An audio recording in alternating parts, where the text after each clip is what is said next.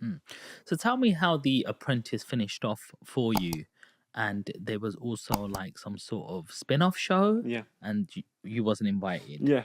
How did that all come about? What was that situation? So I wasn't invited to You're Fired, which is the spin-off show, because of my tweets which came out after I was fired. So normally when you're fired, you get a time to speak on You're Fired. You get your family down there to London, which I did, stayed the night in a hotel. But I wasn't allowed to go on You're Fired because of my anti-genocidal tweets. I was tweeted by the genocide in Gaza. I was very vocal. And they deemed me anti-Semitic and probably a threat to the neutrality of the BBC.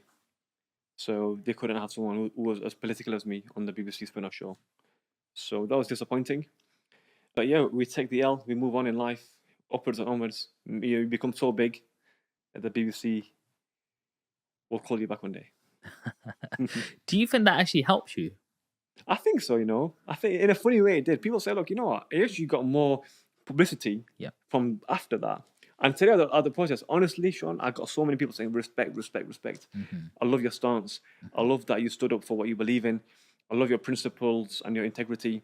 I love the fact that you didn't back down when people would have backed down and fame didn't get to your head. You stood by your principles. Because look, let's be honest, I could have got more opportunities with the BBC, like, I don't know, another show or whatever, another show on the TV, but I stood by my principles. And funnily enough, yeah, it probably worked in my favor in terms of I got a lot more exposure because people like yourself understand that integrity is important.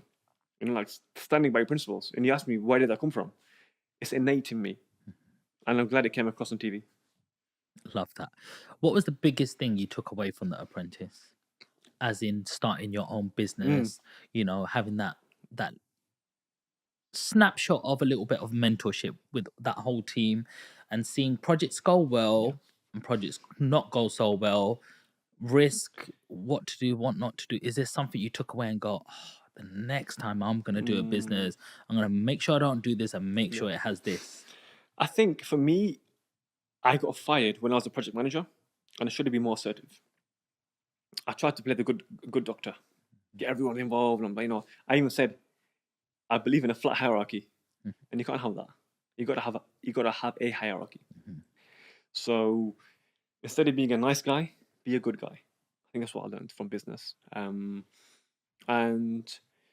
have people on your team who share your values. I think in The Apprentice, you're forced to have teams which may not necessarily share your values. Mhm. But when you build a team, and you've already built a very good team behind you, you can build a team. You can't choose your family, but you can choose your friends. Mhm. So build a team.